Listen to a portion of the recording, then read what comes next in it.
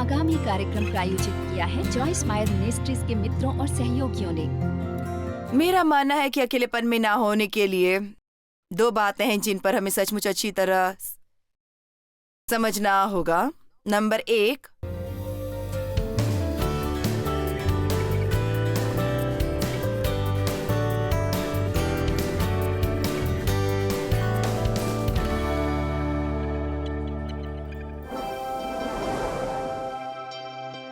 आपको अकेलेपन के लिए अकेला होने की जरूरत नहीं। संसार के कुछ सबसे अकेले लोगों के गिर्द बहुत किस्म के लोग हर समय रहते हैं।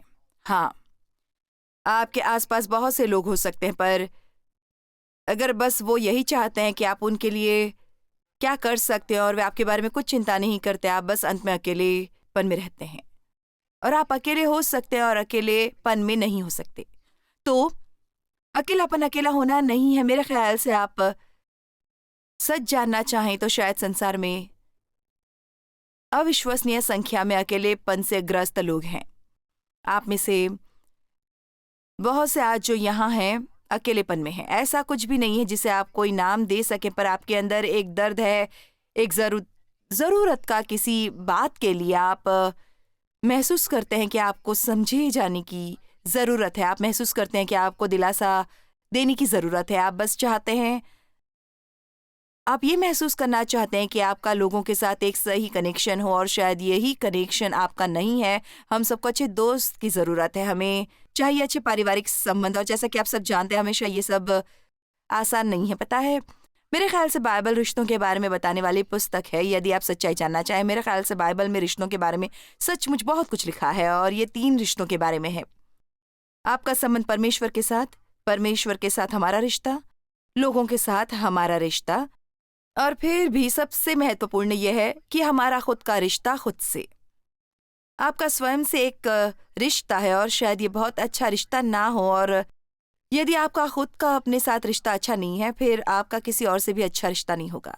ये शायद कुछ ऐसा है जिस पर आप अक्सर नहीं सोचते कि आप स्वयं से कैसे रिलेट करते हैं, पर यह महत्वपूर्ण है। अब मेरा मानना है कि अकेलेपन में ना पड़ने के लिए 2 बातें हैं जिनकी हमें सचमुच अच्छी समझ अपनानी हो सकती है। नंबर 1, पर यह कुछ ऐसा लगेगा जैसे हाँ मुझे ये पता है, पर मेरे साथ बने रहिए। परमेश्वर हमेशा हमारे साथ हैं। देखा, मुझे पता ही आपको बिल्कुल इम्प्रेस नहीं करेगा। उन्होंने कहा, मैं तुम्हें कभी नहीं छोड़ूंगा ना त्यागूंगा। पर मेरे ख्याल से हम कई बातों के प्रति इतने जागरूक नहीं होते जितना हमें होना चाहिए। हमारे दिमाग में आज बहुत सी बातें आ रही हैं, और बहुत सी बातें हैं जो हमें पुकार के हमारा ध्यान चाह रही है, और मेरे ख्याल से बहुत बार हम कुछ चीज़ों के प्रति जागरूक हैं जिन्हें हमें नज़रअंदाज करना चाहिए, और हम उन बातों के प्रति जागरूक नहीं जिनकी ओर देखना चाहिए। तो इस साल जिसके लिए मैं प्रार्थना करूंगी, और मैंने असल में 2 हफ्ते पहले उपदेश दिया था, मैं परमेश्वर से मांग रही हूँ कि मुझे जागरूकता का वरदान दे, क्योंकि मेरा मानना है कि परमेश्वर हमारे जीवनों में हर समय कुछ कर रहे हैं और हम देख नहीं पाते। यदि हम बस एक पल के लिए स्वयं को ये याद दिलाए, परमेश्वर मेरे साथ है और हमारे साथ स्वर्गदूत रहते हैं। अब जाहिर है आप सोच सकते हैं, मैं जानती हूँ कि परमेश्वर मेरे साथ है, पर वहाँ एक छोटा सा फर्क है। मैं सचमुच बैठ के उनके साथ बातचीत नहीं कर सकती। आप जानते हैं बात कैसे करते हैं, पर शायद आपने सीखा नहीं कि सुनना कैसे है। आमीन। मैंने अपने जीवन में कितनी बार एक प्रश्न पूछा है, और एक शास्त्र वचन मेरे अंदर उभर कर आ जाता है। पता है, ये सब वचन जो हमें मिल रहे हैं वो किसी खास कारण से हैं, और जितना ज्यादा आप इन्हें स्वयं में डालते हैं, उतना ही ज्यादा पवित्र आत्मा इसे वापस बुला लेता है उन विशेष समयों पर जब आपको इसकी जरूरत है। परमेश्वर के साथ रिश्ता बस 1 सप्ताह में 1 बार या 2 बार चर्च जाने से नहीं होता। तो मुझे इसे समझाने का समय दीजिए, पर मेरे ख्याल से साप्ताहिक चर्च के अनुभव का हम ज्यादा ही बतंगड़ बना देते हैं, और परमेश्वर के साथ अपने प्रतिदिन के चलन को नियमित रूप से नहीं रखते। हम चर्च जाते हैं समुदाय के साथ जुड़ने के लिए और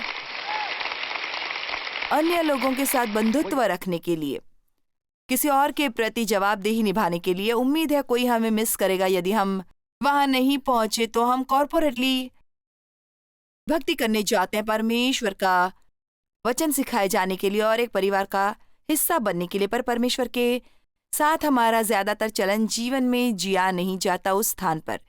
यह है सोमवार, मंगलवार, बुधवार, बृहस्पतिवार, शुक्रवार, शनिवार, रविवार, सुबह, दोपहर, शाम, आधी रात को। परमेश्वर सारा समय आपके साथ है और आपको उन्हें जाकर ढूंढने की जरूरत नहीं। यदि आप मसीह में एक विश्वासी हैं, वो पवित्र आत्मा द्वारा आप में रहता है और इससे ज्यादा समीप और कितना हो सकते हैं आपकी वो आप में है। परमेश्वर आपके जीवन के रग रग का हिस्सा है। इसलिए मैं कई बार स्वयं को ये बात याद दिलाती हूँ कि परमेश्वर मेरे साथ हैं। परमेश्वर मेरे साथ हैं।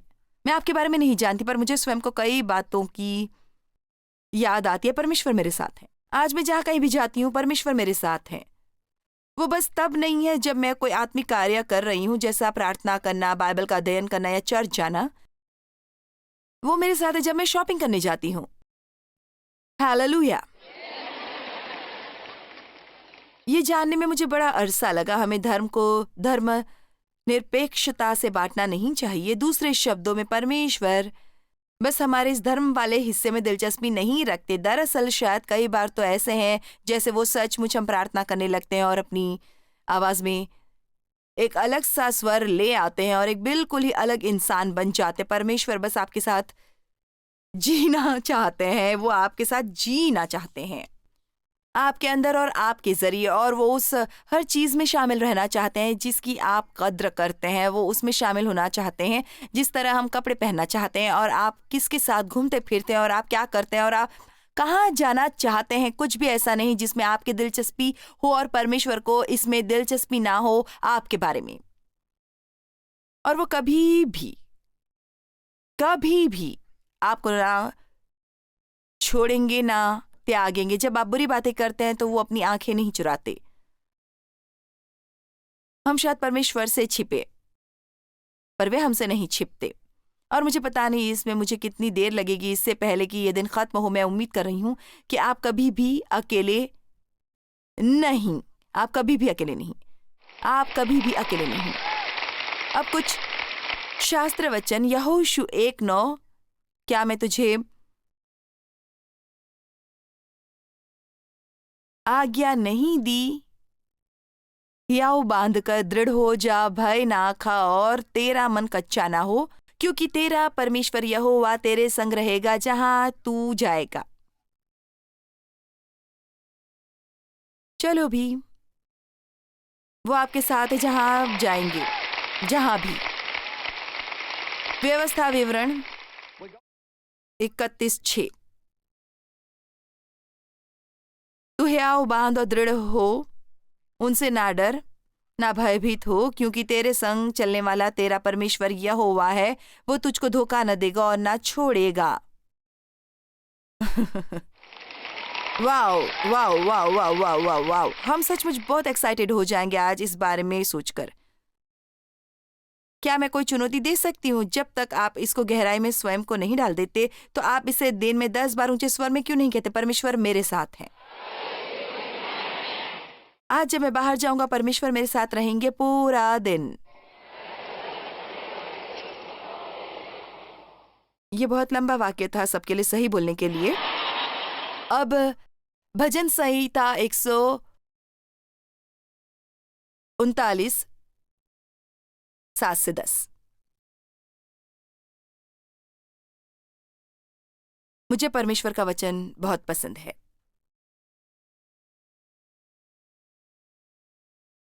मैं तेरे आत्मा से भागकर किधर जाऊं, या तेरे सामने से किधर भागूं? यदि मैं आकाश पर चढ़ूं तो तू वहां है। यदि मैं अपना बिछौना अधोलोक में बिछाऊं तो वहां भी तू है।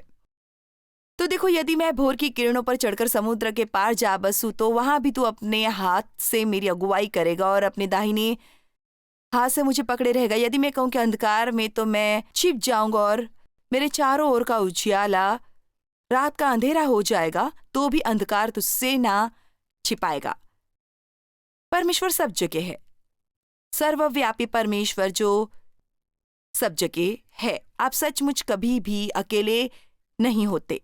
मैं आपको चुनौती दे रही हूं कि जानबूझकर आप पूरी जागरूकता से परमेश्वर की उपस्थिति के प्रति सचेत हो। पता है, बहुत सी बातें हैं जो बहुत सच्ची हैं दूसरी दुनिया के लिए, हालांकि हम उन्हें नहीं देख सकते। और मुझे सही सही पता नहीं कि आज इस कमरे में क्या चल रहा है, पर मुझे ऐसा महसूस हो रहा है कि यहाँ आज बहुत से स्वर्गदूत हैं।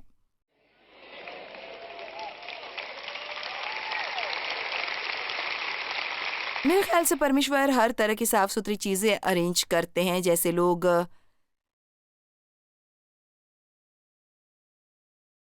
किसके साथ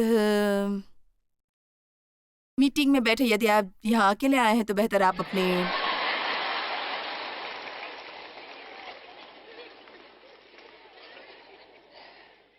आसपास देखें। और बेशक यूहन्ना 14 बताता है कि कैसे मैं तुम्हारे साथ रहता हूँ और मैं तुम में हूँ। वो अपने शिष्यों से बात कर रहे थे जब वे चले जाएंगे, और उन्होंने कहा मैं तुम्हारे साथ रहता हूँ और मैं तुम में हूँ। तुम में कहो, परमेश्वर मुझ में है।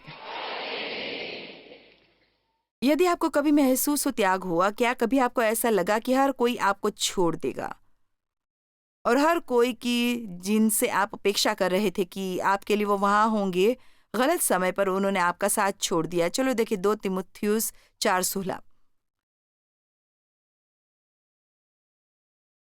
हमें सचमुच जरूरत है कि हम परमेश्वर की प्रकट उपस्थिति स्वयं में महसूस करें, उससे कहीं ज्यादा जितना हम दूसरों पर निर्भर करते हैं। पता है, लोग महत्वपूर्ण, ईमानदारी से कहूं तो कई बार वो हमारे लिए ज्यादा महत्वपूर्ण हो जाता है। बिना किसी के रह सकती हूं, पर परमेश्वर के नहीं।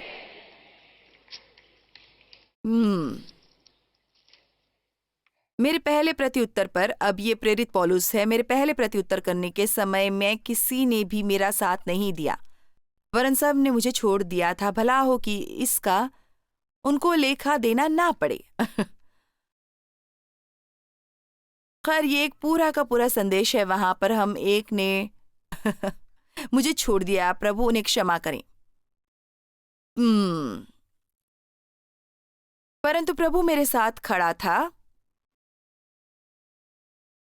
एक व्यक्ति जिसने मुझे नहीं छोड़ा, वो थे प्रभु, और उन्होंने मुझे सशक्त बनाया।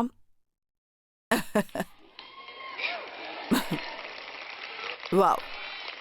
अब आप जानते हैं, आज इस आत्मिक संसार में कुछ अच्छी बातें चल रही हैं। आपको अपने विश्वास से उस तक पहुंचना होगा और इससे कुछ लेना देना होगा। वहां आप बस बैठे ना रहिए कुर्सी पर।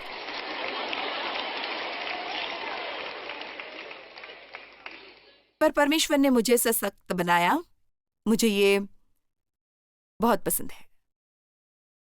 और दूसरी बात जो आज सुबह मैं आपसे कहना चाहती हूँ वो यह है कि जब आप अकेलापन महसूस करते हैं, यदि आपको लगे कि आप अकेले हैं, और मैं शायद आपसे ये कहूँ आपकी सूचना के लिए, शायद उन बातों में से एक जिसका मुझे अपने जीवन में सामना करना पड़ा और अपने जीवन बहुत ज्यादा हद तक निपटना पड़ा था, तो आप कैसे इतने अधिक लोगों के सामने हो सकते हैं जिनके सामने आप सोच भी नहीं सकते।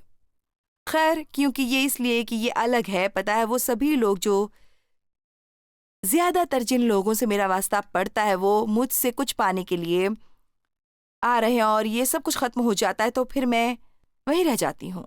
कई बार मैं चाहती हूँ कि कोई जो जॉयस मायर में दिलचस्पी ना रखता हो, पर बस दिलचस्पी रखता हो पुरानी साधारण जॉयस में।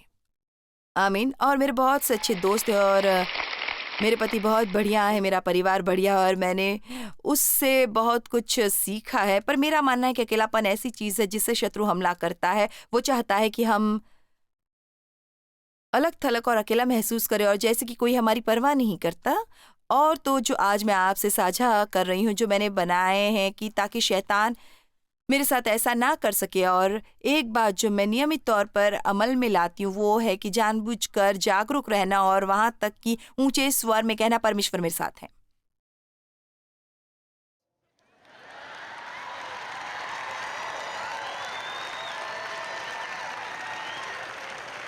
आमीन। संसार में सबसे ज्यादा अकेलेपन के शिकार इस दुनिया में कुछ मूवी स्टार हैं, कुछ म्यूजिक स्टार्स।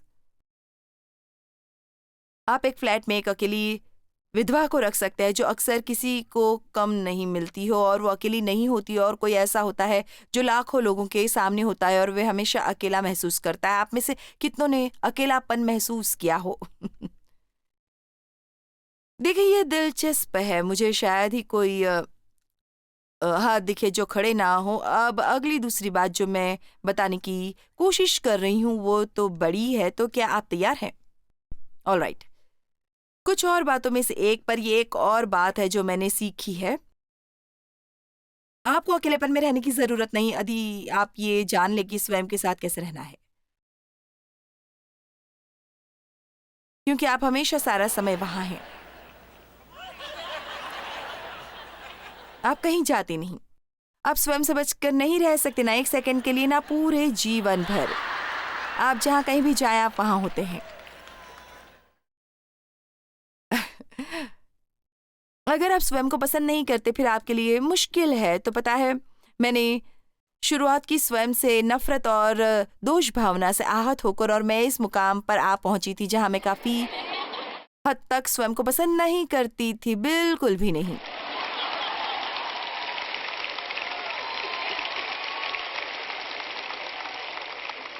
और इसलिए जब आप घर जाएं तो आपको कुछ होमवर्क करना पड़ता है। अगले कुछ सप्ताहों में आपको स्वयं के साथ कुछ समय बिताना पड़ेगा, और इन कुछ बातों को आप समझ लें कि आप स्वयं को पसंद करते हैं।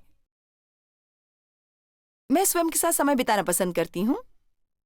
मैं वो सारे साल याद कर सकती हूँ। मैं नाराज हो जाती जब ये कॉन्फ्रेंस खत्म हो जाती और देव घर जाना चाहता और अगले ही दिन गोल्फ खेलने जाता। ओह, मैं बस यहाँ अकेली बैठी रहूंगी,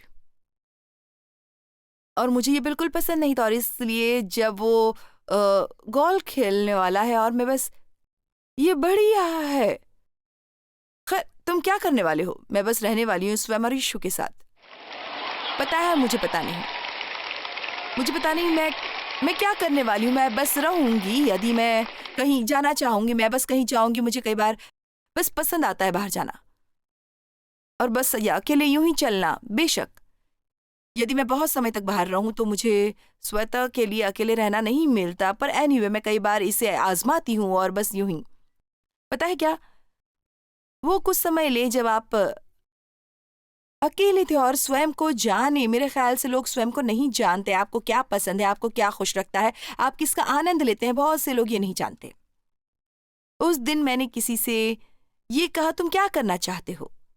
और उसने कहा, मुझे पता नहीं। और मैं वो समझती हूँ क्योंकि मैंने अपने जीवन में इतने साल ज्यादा मेहनत की है।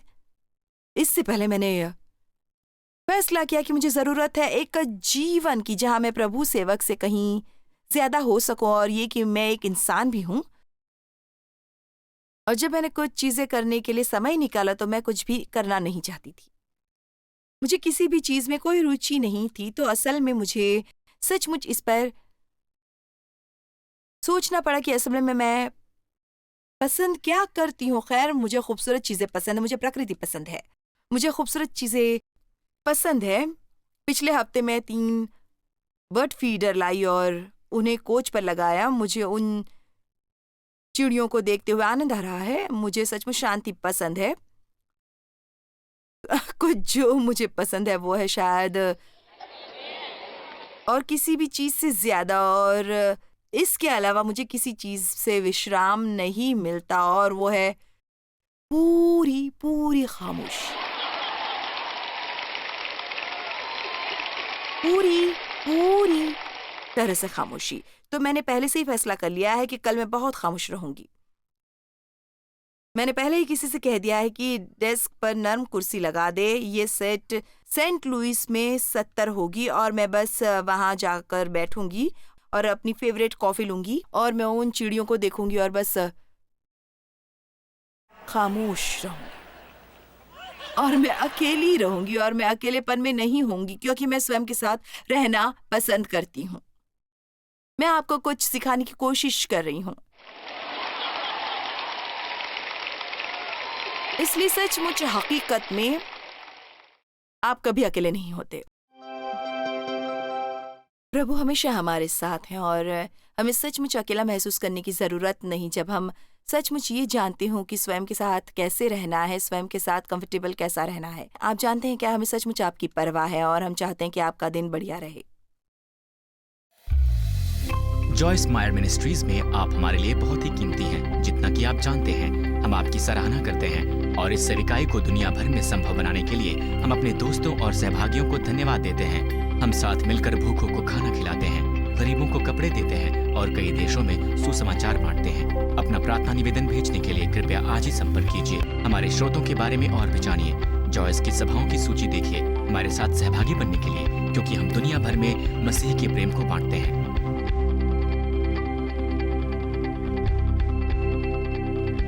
इसका खर्च उठाया है जॉयस मायर मिनिस्ट्रीज के मित्रों और सहयोगियों ने।